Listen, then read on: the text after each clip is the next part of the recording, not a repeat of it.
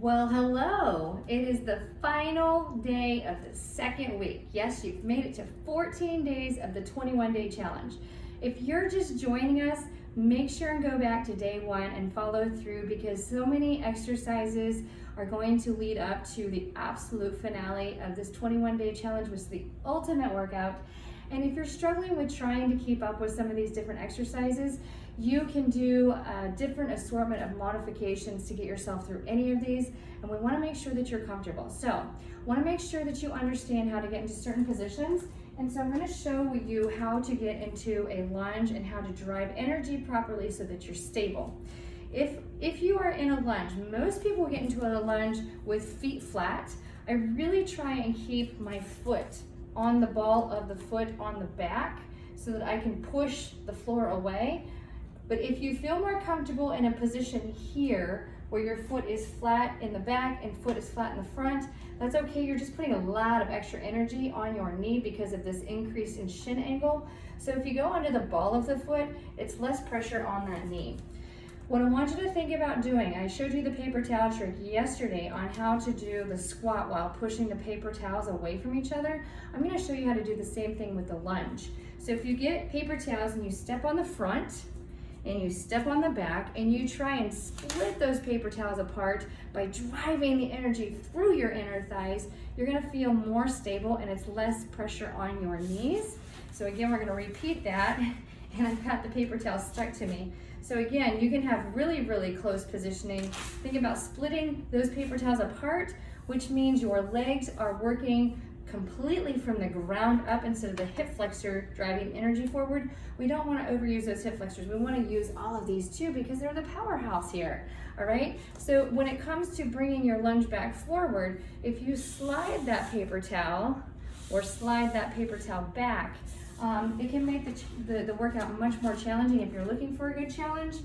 If you have paper plates at home, or if you have the gliding disc that I show so many of you in a lot of my workouts, you can actually step one foot off the back of the platform and you can slide that disc to and from, really working that upper body much different than if you were just trying to hold.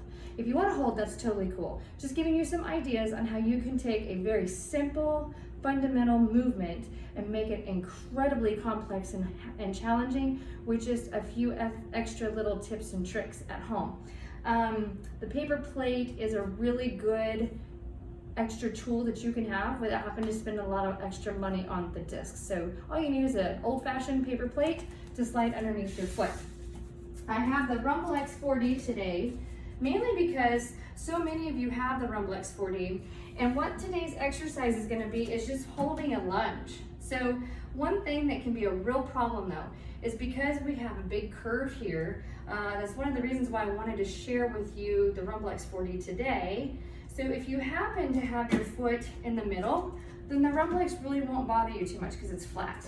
But as you move to the side, we get a little bit more of that rotation and torque on the inside of the knee. So what you can do is you can take a washcloth and fold it into 4 and lay it right there on your device, and you're gonna ground your foot to the inside. So you're gonna feel it underneath the arch of your foot, and as you're stepping back to and from and trying to hold this position, okay, your foot's gonna be level, so it's gonna take the pressure off of your knee joint so that you're not like rotating inward on the knee, because the knee is not meant to do that.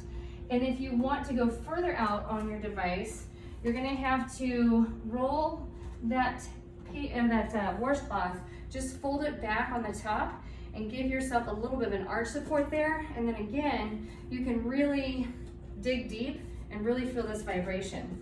So that's how you can make the best out of a really curved platform. If you have the Rumble X Pro, it's not as curved as the 4D. So work with what you have. I'm going to be offering this one today in the P3 versus the P2. You guys all know P2 tends to be my favorite.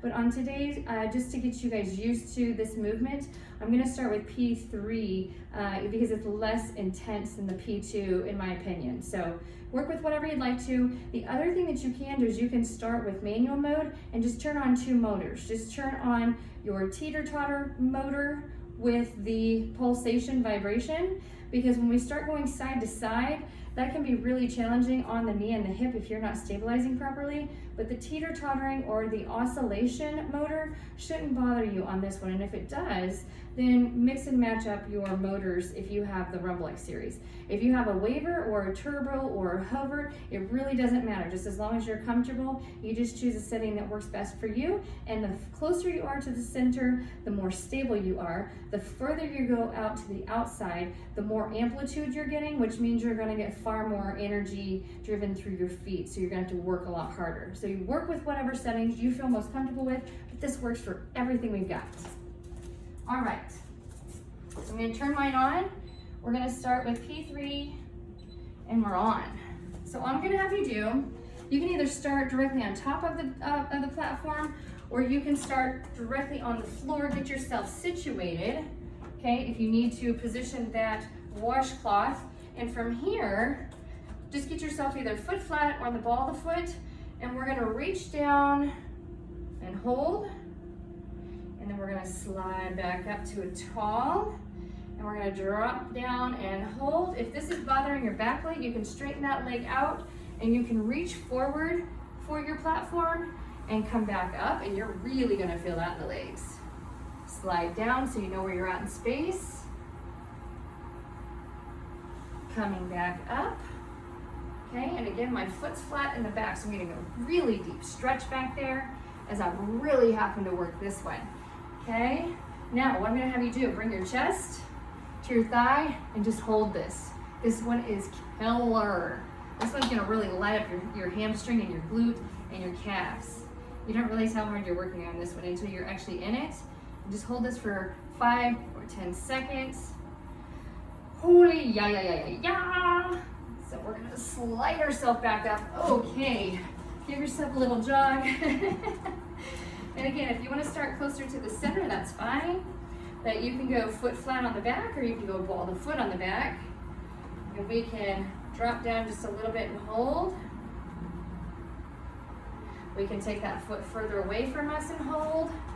There's that balance. I'm still in the center, right? You can reach for your device till you find it. Use it for balance. You can bring the other knee back in, almost like a running sprint start position. You can take your hands behind you with your chest stabilizing on the thigh. I'm just giving you a lot of variety here for just maintaining a split stance or a lunge, a reverse lunge. Now, let's go into a forward lunge because this feels totally different. So you're gonna step forward, keeping your back foot on the platform, however you feel comfortable. Again, I like to stay, actually it's really hard to go foot flat on this one on the back, so keep your foot on the ball of your foot, and you can drop down as far as you feel comfortable. As you come back up, okay, you can slide down, and we can hold here, we can give some thumbs up. We can reach for the floor. Really feel the stretch. And although just one leg is in contact with the platform, we're still driving that energy up into our pelvis, which is still delivering through our pelvic floor. So, we are burning. The hip is on fire. Love it. Okay, you can step back or hop back. There's that balance. You can sit back a little bit. Really feeling it now in my quad. And right now, I'm just getting the pulsation vibration. I am feeling it, okay? So we're gonna step back up. We're gonna fix our foot there to the inside.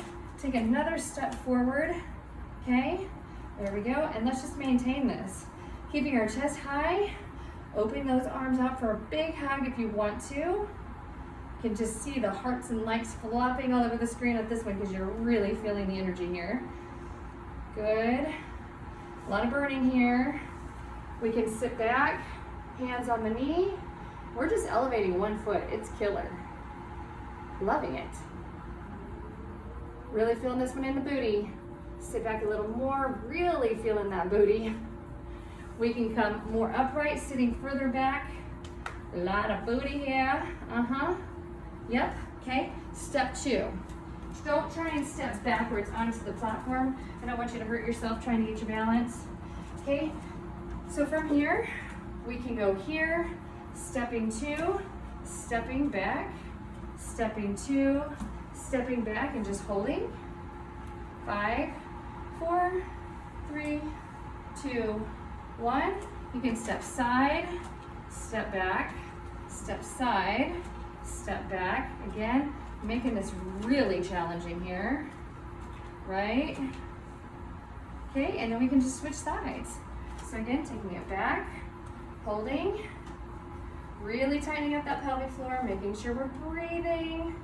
Step 2, you can hold on to that knee if you need to for balance. You can hold on to the wall for balance if you choose to. Okay, just hold here. We can bring that foot to the side. Step 2, step to the side, step 2, or step back, step to the side, step back, step to the side. Wow, I am on fire. Well, I hope that you guys had, I'm out of breath. That's a really good workout. I have to do that one again.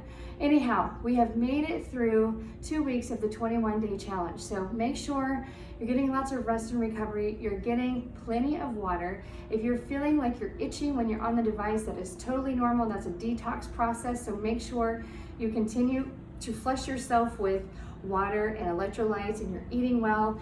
And most importantly, that we're breathing. And then as we continue on our final work of this challenge, things are gonna get a lot more interesting because I like to mix and match some of the more complex workouts.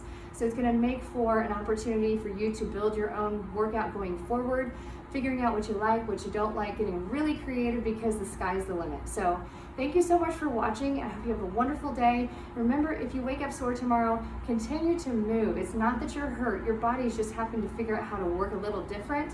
So if you wake up feeling sore tomorrow, it's not a bad thing, all right? Have a great day. Thanks again.